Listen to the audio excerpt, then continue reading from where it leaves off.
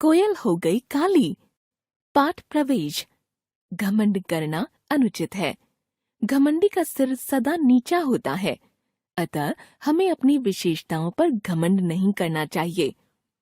यह बात भली प्रकार से समझ लेनी चाहिए कि समाज में हमारी पहचान एकमात्र गुणों की वजह बनती है और मधुर वाणी बोलने एवं मिलजुल कर रहने से ही सम्मान प्राप्त होता है।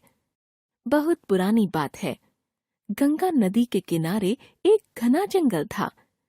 तरह तरह के रंग बिरंगे पक्षियों की चहचहाहट से सारा जंगल गूंजता रहता था।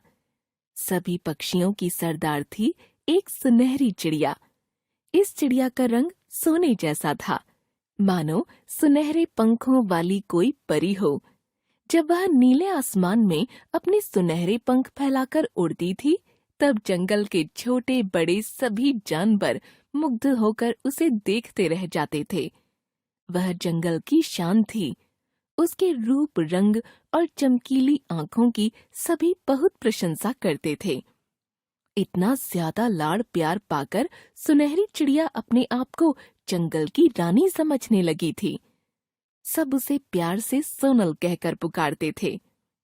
एक बार अपनी सुंदरता के घमंड में उड़ती हुई वह आकाश में बहुत ऊंचाई पर चली गई। उड़ते उड़ते उसे इस बात का ध्यान ही नहीं रहा कि वह बहुत ऊंचाई पर आ गई है।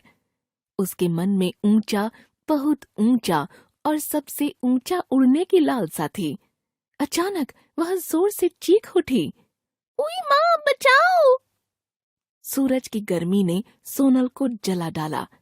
उसका सुनहरा शरीर झुलस गया। उसके सुनहरे पंख काले पड़ गए। रोती, चीखती, चिल्लाती, दर्द से छटपटाती वह एक बूढ़े बरगद की टहनी पर जा गिरी।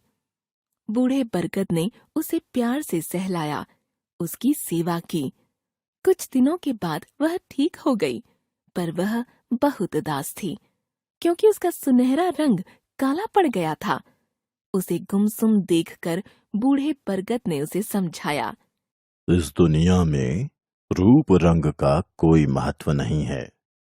गुणों से पहचान होती है, रूप से नहीं। अगर तुम सभी के साथ मिलजुल कर रहोगी और सभी से मीठे बोल बोलोगी, तो काली होने पर भी फिर से सबकी दुलारी बन जाओगी।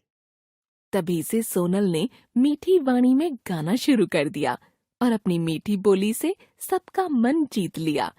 सभी उसे कोयल के नाम से पुकारने लगे। धीरे धीरे सभी सोनल चिड़िया को भूल गए और कोयल के गुण गाने लगे।